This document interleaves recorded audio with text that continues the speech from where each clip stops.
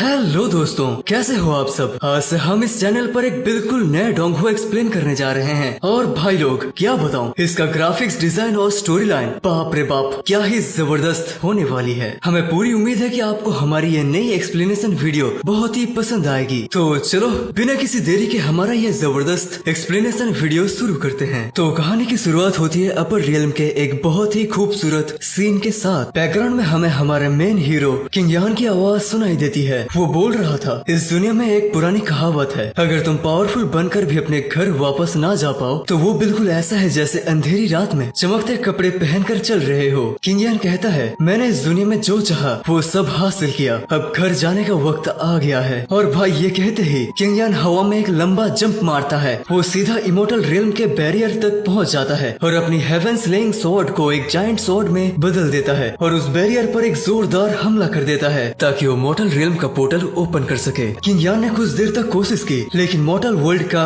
दरवाजा नहीं खुल रहा था। ये देखकर वो अपनी स्वॉर्ड में और भी ज्यादा डिवाइन एनर्जी ऐड कर देता है और इस बार मोर्टल वर्ल्ड का पोर्टल ओपन होने लग गया था। किंग यान ये देखकर कहता है, वाकई में मेरा ये heaven slaying sword space barrier को तोड़ सकता है। वो अपने पेरेंट्स और छोटी बहन सायर को याद करते हुए कहने लगा, बस थोड़े दिन मेरा इंतजार करो, मैं आप सभी के पास वापस आने वाला हूँ। लेकिन भाई अचानक सीन ही पलट जाता है। दूसरी तरफ से एक बहुत ही खतरनाक बेस्ट वहाँ पहुँच गया। वो सीधा किंग यान पर हमला करते हुए कहता है, मेरे होते हुए तू यहाँ से नहीं जा सकता। और फट से सीन शिफ्ट होता है। अब हमें मोर्टल वर्ल्ड का सीन दिखाया जाता है। यहाँ पर दो मास्क पहने वॉरियर एक एल्डर एक साथ बहुत ही खतरनाक फाइट कर रहे थे। बेचारे एल्डर्स ने अपनी मल्टीपल स्वॉर्ड अटैक्स तो किए लेकिन उन दोनों मास्क वालों को कोई खास असर नहीं हुआ। हकीकत तो ये थी कि वो दोनों बंदे ही पूरी तरह डोमिनेट कर रहे थे और उन्होंने एल्डर को पीछे पुश कर दिया था। वो एल्डर परेशान होकर कहता है, जब से मैं एक्टिंग क्लैन लीडर बना हूँ क्या मैंने तुम्हारे साथ कभी भी कोई बुरा किया है? नहीं किया ना।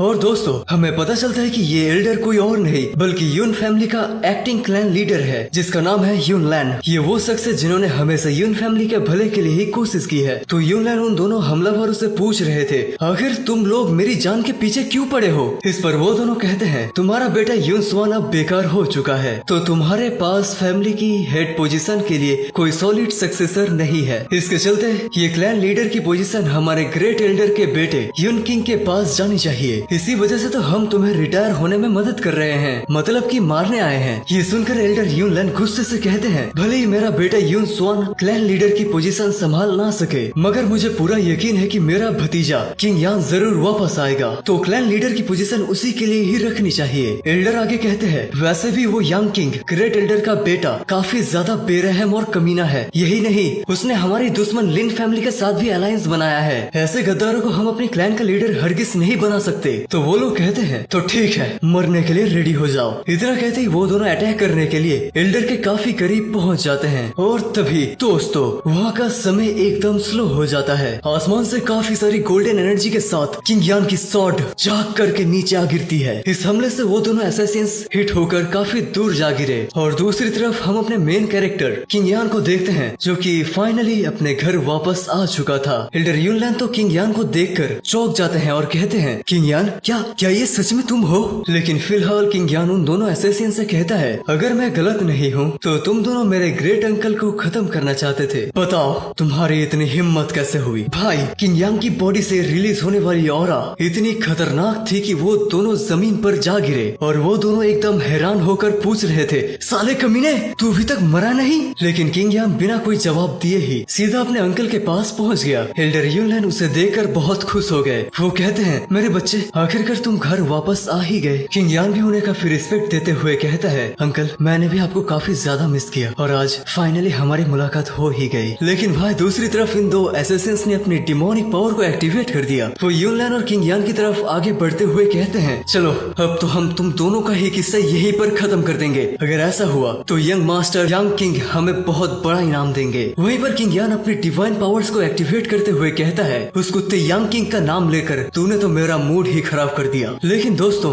इससे पहले कि किंग यान उन दोनों पर अपने मुक्के से हमला कर पाता, वो दोनों लोग अपने आप ही तड़पते हुए नीचे गिर गए और उनकी बॉडी कुछ ही पलों में जलकर राख बन गई। ये देखकर किंग यांग कहने लगा, इन दोनों को तो डेडली यामा पॉइजन दे दिया गया था ताकि मेरे अंकल को खत्म करने के बाद ये दोनों भी हमेशा हमेशा के लिए चुप हो जाए। तो हमारा हीरो उन दोनों मरे हुए बंदों से कहने लगा, तुम्हारा मास्टर तो बड़ा ही बेरहम निकला। चाहे तुम इस मिशन को पूरा करते या ना करते, तुम्हारी मौत पक्की थी। और अब किंग यान अपने पावर्स को देखकर सोचने लगा, मैं अभी भी अपर रियल्म के स्पेस बैरियर को जबरदस्ती ब्रेक करके मॉर्टल वर्ल्ड में वापस आया हूँ। मेरी कल्टीवेशन पावर लगभग खत्म हो गई है। ये जो थोड़ी बहुत पावर बची है, मैं तो उसी का यूज करने वाला था। शुक्र है उस बेवकूफ यांग किंग ने इन दोनों बंदों को पहले से ही जहर दे रखा था, जिसके चलते मुझे अपनी पावर का ज्यादा यूज करना ही नहीं पड़ा, वरना तो मुझे इस बची हुई पावर के साथ शायद उन दो नमूनों को खत्म नहीं कर पाता। अब सीन शिफ्ट होकर हमें यून फैमिली का हॉल दिखाया जाता है। यहाँ पर एल्डर यून लान किंग यान को कह रहे थे, बेटे मुझे तो यकीन ही नहीं हो रहा कि तुम वापस आ गए। 3 साल पहले तुम लनगे माउंटेन पर कल्टीवेशन करने गए थे और अब 3 साल बाद लौटे हो। तुम्हारे बारे में ऐसा कहा जा रहा था कि कुछ डाकुओं ने तुम्हें कैद कर लिया। ये सुनकर किंग यान एकदम हैरान हो गया और सोचने लगा, क्या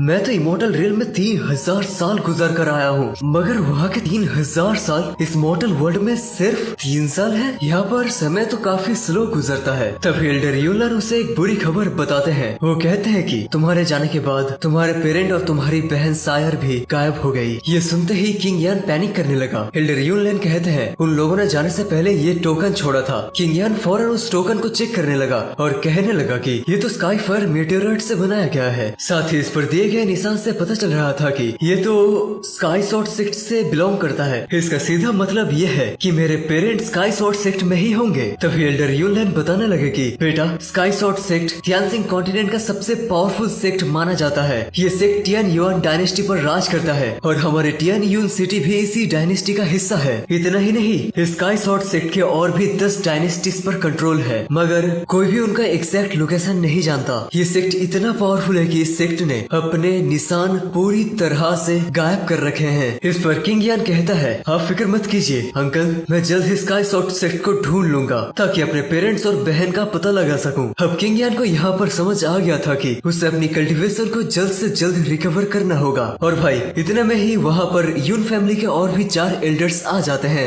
ये चारों भी कमजोरों को बुली करने में माहिर हैं। उनमें से एक कहता है कि वाह किंग यान, तुम तो वापस आ गए यार। तुमने तो हमें कोई खबर भी नहीं भेजी, वरना हम तुम्हारे लिए एक बढ़िया सी दावत का इंतजाम करवा देते। ये सुनकर किंग यान बड़े ही कूल अंदाज में उस एल्डर के कंधे पर हाथ रखते हुए कहने लगा, एल्डर अभी भी देर नहीं हुई है। अगर आपको मेरे लिए इतनी ही ज्यादा खुशी हो रही है तो आप अभी भी दावत दे सकते हैं। वैसे भी किंग यान कहता है, टोंगसन होटल में 999 टेबल्स हैं और आपके एक ऑर्डर्स में वो सारे टेबल्स बुक हो जाएंगे। ये सुनते ही ग्रैंड एल्डर किंग यान को दूर ढकेलते हुए कहने लगा, दावत का तो हम बाद में देख लेंगे, पहले ये बताओ तुम दोनों यहाँ पर क्या खिचड़ी पका रहे थे। इस पर किंग यान ने टनाटन जवाब दिया, हम तो आपके बेटे यांग किंग का भविष्य देखने में बिजी थे। जरा सोचिए, ठीक उसी दिन मेरे ग्रेट अंकल को मारने के लिए असैसिन्स आए जिस दिन मैं वापस आया। पता नहीं उन दोनों बंदों को किसने भेजा होगा। इस पर वहाँ पर एक गोलू मोलू एल्डर कहने लगा, अरे ये फालतू की बकवास बंद करो। तुम 3 सालों से गायब थे, इसलिए तुम्हारा क्लैन लीडर बनने का सपना ही रह जाएगा। यानी तुम्हारा चांस पूरी तरह खत्म कर दिया गया है। तुम तो अब यहाँ के एक मामूली से डिसाइपल हो, इसलिए यांग किंग के बारे में कोई बकवास मत करना। किंग यान ने पलटकर जवाब दिया, मैंने तो ये नहीं बोला कि उन असैसिन्स को यांग किंग ने भेजा था, लेकिन आप लोग ये अच्छे से जानते हैं कि यांग किंग कितने अच्छे काम करता जा रहा है। हकीकत में बुरे काम करने में तो वो बंदा ग्रेजुएटेड है। ये सुनकर ग्रैंड एल्डर अकर से कहने लगे, हमारे क्लैन के सभी लोगों की यही ख्वाहिश है कि मेरा बेटा यांग किंग ही अगला क्लैन लीडर बने, लेकिन तुम फिक्र मत करो, मैं तुम्हें फैमिली से नहीं निकालूंगा। आफ्टर ऑल तुम हमारे रिश्तेदार हो, तो मैं तुम्हें बैकयार्ड में जगह दे दूंगा। किंग यान ने इस बेइज्जती का जवाब दिया, मैं 3 साल बाद वापस आया हूँ तो मुझे क्लैन लीडर की कुर्सी से हटा दिया गया, मगर आप लोग हमारे ग्रेट अंकल के बेटे यून शुआन को ये पोजीशन दे सकते हो। मेरे बाद वही इस पोजीशन के असली सक्सेसर है। इसलिए किंग यान जोर देकर कहने लगा, जब तक यून शुआन है तब तक आपका बेटा यांग किंग गद्दी पर नहीं बैठ सकता। इस पर वो लोग हंसने लगे और कहने लगे कि शायद तुम्हारे अंकल ने तुम्हें ये बात नहीं बताया। हाँ, ये बात वो बताएगा भी कैसे। इसके बेटे यून शुआन ने इतने गंदे काम किए हैं कि पूरी यून फैमिली की इज्जत मिट्टी में मिल गई है। वैसे तो वो कहते हैं हमें इसके बेटे यून शुआन को फैमिली से ही निकाल देना चाहिए था, मगर फिर भी हमने उस पर रहम खाया और उसे यहाँ पर रहने दिया। ये सुनते ही किंग यान का चेहरा सख्त हो गया। उसने कहा, मेरे भाई यून शुआन का मैटर उसे मैं खुद ही इन्वेस्टिगेट करूंगा, मगर उससे पहले मैं तुम सभी को एक वार्निंग देना चाहता हूँ। अगर मुझे पता चला यून शुआन को फंसाने वाला यांग किंग है तो फिर मैं फैमिली के रूल्स के अकॉर्डिंग खुद उसे सजा दूंगा। फिर ये मत कहना कि मैंने उस पर रहम नहीं दिखाया। इस धमकी पर वो मोटू एल्डर फिर से कहने लगा,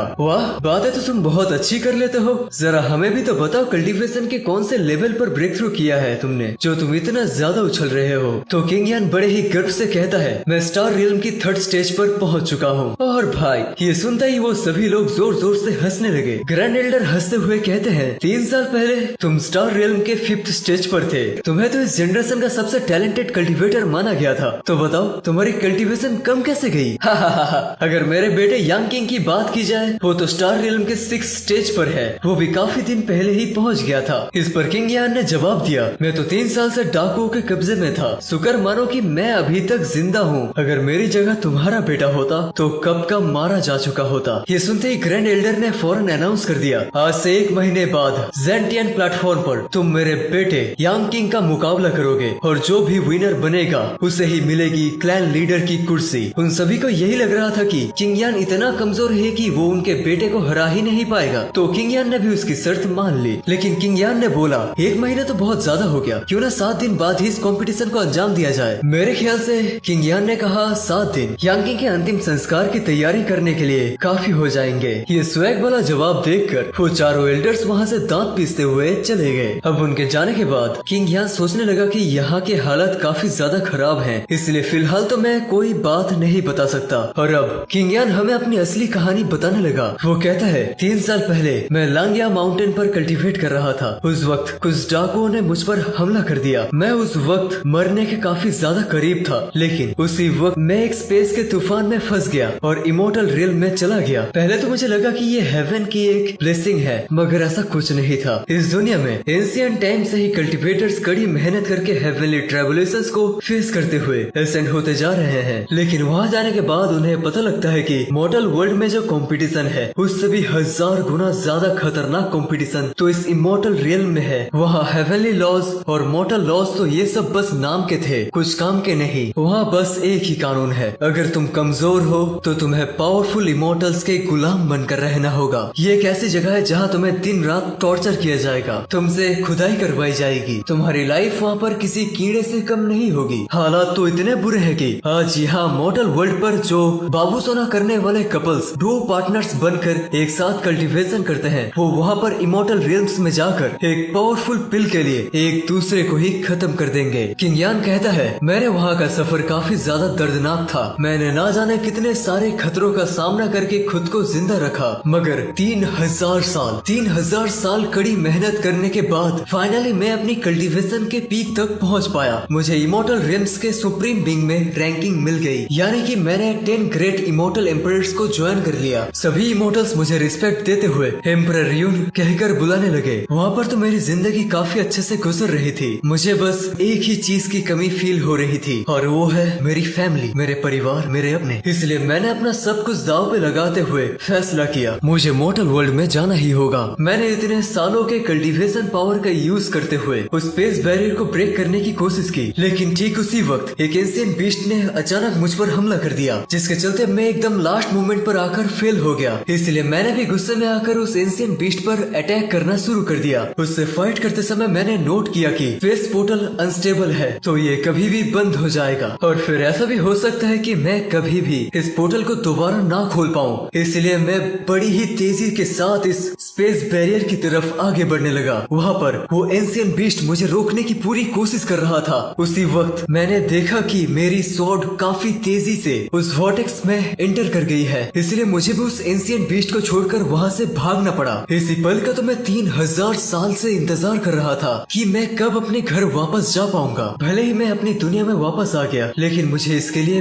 भारी कीमत चुकानी पड़ी। मेरी सारी कल्टीवेशन जा चुकी है, मेरे पास तो मैजिकल ट्रेजर्स के नाम पर भी ज्यादा कुछ नहीं बचा। अगर मेरे पास कुछ चीज है तो वो है इमोर्टल एम्परर बनने का टैलेंट। अगर मैं वहाँ पर एक एम्परर बन पाया तो यहाँ भी मैं कुछ हासिल जरूर करूंगा। एक दिन ऐसा जरूर आएगा जब मैं इस इमोर्टल वर्ल्ड के सबसे पावरफुल कल्टीवेटर को भी सरपास करूंगा, और इसमें मुझे ज्यादा वक्त भी नहीं लगने वाला क्योंकि मेरे पास ऑलरेडी इमोर्टल बॉडी है। और अब सीन शिफ्ट होकर हमें एल्डर यूनलैंड का बेटा यूनसुआन को दिखाया गया। बेचारे यूनसुआन शराब के नशे में धुत होकर अपनी बदकिस्मती का जश्न बना रहा था और तभी किंग यान उससे मिलने वहाँ पर पहुँच गया। युनसुआन तो अपने भाई को देखकर काफी ज्यादा खुश हो गया था। वो कह रहा था, मेरे भाई, मैंने तुम्हें काफी ज्यादा मिस किया। और इतने में ही किंग यान उसके हाथ को टच करता है। उसने महसूस किया कि स्वान के हाथ में तो कोई स्पिरिचुअल एनर्जी फ्लो ही नहीं हो रही है, यानी कि उसका हाथ पूरी तरह से डैमेज हो गया है। इसीलिए किंग यान ने तुरंत अपनी पावर का इस्तेमाल करते हुए युनसुआन की सी ऑफ कॉन्सियसनेस को चेक किया और उसे पता चला कि उसका सी ऑफ कॉन्सियसनेस पूरी तरह से डैमेज हो गया है। भाई,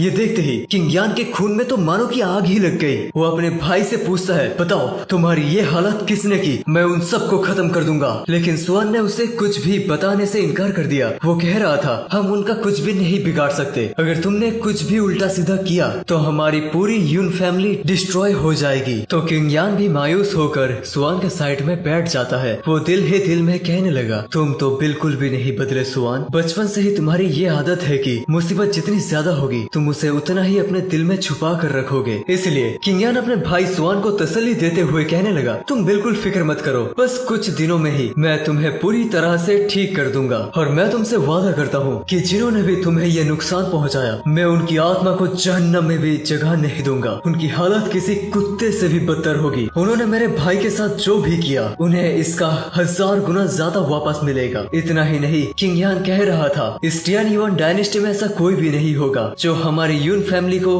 टक्कर दे पाए। दूसरी तरफ हम देखते हैं किंग यान कल्टीवेशन करने में बिजी था। उसे जल्द से जल्द अपनी पावर को वापस हासिल करना होगा ताकि वो अपनी फैमिली की रेपुटेशन दोबारा होल्ड कर पाए। यहाँ पर किंग यान ने बहुत सारी पिल्स रिफाइन कर लिया था जो उसकी बॉडी में एंटर करते ही वो काफी ज्यादा पावरफुल बन गया था। साथ ही साथ उसकी बॉडी से रिलीज होने वाली पावरफुल स्पिरिचुअल एनर्जी उस पूरी जगह में फैलने लगी। किंग यान कह रहा था, उस वोर्टेक्स से वापस आने के बाद ये तो अच्छा हुआ कि मेरी एल्केमी स्किल्स बिल्कुल भी लॉस नहीं हुई। भले ही मॉर्टल रियल में आने के बाद मेरी कल्टीवेशन पूरी तरह से खो चुकी है, लेकिन मेरी एल्केमी स्किल्स ने मेरा साथ अभी तक नहीं छोड़ा। चलो फिलहाल के लिए इन पिल्स का यूज करके मैं अपनी पावर्स को थोड़ा बहुत रिकवर तो कर ही सकता हूँ। लेकिन वो सोचता है, मेरे पास ना ही ज्यादा वक्त है ना ही पावरफुल मटेरियल्स। फिलहाल के लिए तो मुझे इतने ही पिल्स से काम चलाना होगा। तो दोस्तों, यहाँ पर किंग यान पिल्स का इस्तेमाल करके स्टार रियल्म के 4th स्टेज तक तो पहुँच गया था और उसका ओपोनेंट यांग किंग 6th स्टेज पर था। यानी कि किंग यांग के इस मुकाबले को जीतने के चांसेस काफी ज्यादा कम थे। अब सीन शिफ्ट होता है, हम एक मास्टर को देखते हैं जो कि कल्टीवेशन पेविलियन में अपनी प्रैक्टिस करने में बिजी थे और तभी उनकी आंखें खुली। वो कहता है, इस पेविलियन में हमारे क्लैन की सबसे पावरफुल टियान क्लास टेक्निक है और कोई चोर वहाँ पर छुप कर प्रैक्टिस कर रहा है, उसे तो सबक सिखाना ही होगा। इतना कहते ही वो अब ऊपर के फ्लोर की तरफ रवाना हो गए। दोस्तों,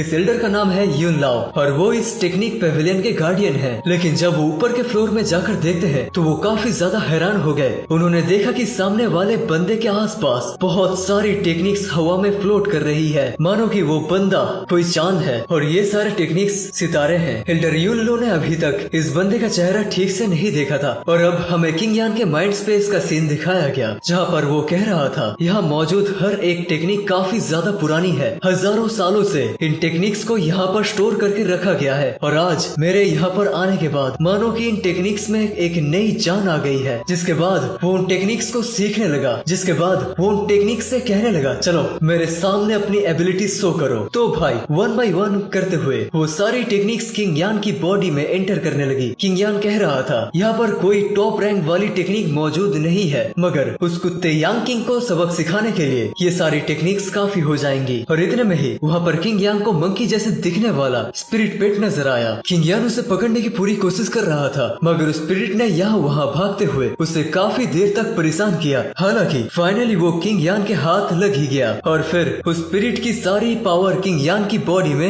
एब्सॉर्ब हो गई। किंग यान कहने लगा, स्पिरिट मंकी ट्रांसफॉर्मेशन ये एक हाई लेवल की टेक्निक है, इससे मेरी मूवमेंट काफी ज्यादा स्मूथ हो जाएगी। अब किंग यान वहाँ से वापस जाने ही वाला था कि उसे एल्डर युन लाओ की आवाज आई जो कि गुस्से में कह रहा था, बताओ हो कौन तुम जो तुमने यहाँ आकर हमारी टेक्निक चुराने की जरूरत की। यहाँ पर एल्डर युन लाओ का स्पिरिचुअल फॉर्म किंग यान पर अटैक करने के लिए आगे बढ़ रहा था, तो किंग यान ने भी अपनी पाम अटैक का इस्तेमाल करके उसे डिस्ट्रॉय कर दिया, जिससे वहाँ पर एक बहुत ही पावरफुल स्पिरिचुअल एनर्जी फ्लोट हो रही थी। इतना ही नहीं, उस पावर का इम्पैक्ट इतना ज्यादा जबरदस्त था कि एल्डर युन लाओ काफी ज्यादा दूर जा गिरे। पहले तो उन्हें ये लगा कि ये यांग किंग होगा, लेकिन जैसे ही थंडर ट्रांसफॉर्मेशन टेक्निक का यूज करते हुए किंग यान उनके पास पहुंचा, उनके तो होश ही उड़ गए। किंग यान कह रहा था, सुप्रीम एल्डर, काफी सालों सालों बाद हमारी मुलाकात हुई। हाँ, आज यहाँ पर मैंने ही उन सारी टेक्निक्स को मास्टर कर लिया है। ये लीजिए मेरी तरफ से ये छोटी सी तोहफा। फिर उसने सुप्रीम एल्डर के माथे पर टच करते हुए उन टेक्निक्स का थोड़ा बहुत नॉलेज उनके साथ शेयर किया, जिसके बाद किंग यान वहाँ से चला गया। अब हमें एक हफ्ते बाद का सीन दिखाया गया है। वो दिन आ गया। ज़ांटियान प्लेटफॉर्म पर यून फैमिली के सभी कल्टीवेटर्स पहुँच चुके थे। ये लोग काफी देर से यांग किंग के आने का इंतजार कर रहे थे और तभी यांग किंग अपनी स्वॉर्ड पर सवार होकर बड़े ही कूल अंदाज में वहाँ पर पहुँच चुका था। वो आते ही अपने फादर से कहने लगा, उस मामूली से किंग यान से निपटने के लिए आपने मुझे यहाँ पर क्यों बुलाया? मैंने तो कल रात ही स्टार रियल्म के 7th स्टेज पर ब्रेक थ्रू कर लिया है, लेकिन इस मुकाबले की वजह से मैं ठीक से पार्टी भी नहीं कर पाया। छोड़ो, मैं अब इतना ज्यादा पावरफुल बन चुका हूँ कि किंग यान गलती से भी मेरे हाथों मर सकता है। तो आपने उस किंग यान का मुकाबला किसी और के साथ सेटअप करना चाहिए था। इस पर किंग यान का फादर कहने लगा, तुम्हें सबके सामने किंग यान को हराना ही होगा, तभी जाकर सबको यकीन होगा कि तुम ही हमारे क्लैन लीडर बनने के लायक हो। तो यांग किंग बड़े ही कूल अंदाज में ज़ांटियान प्लेटफॉर्म पर पहुंचते हुए कहने लगा, यून फैमिली का लीडर बनना ये मेरे लिए बिल्कुल भी मुश्किल नहीं है, बल्कि मेरा असली मकसद टियानयून सिटी का लॉर्ड बनना है। और भाई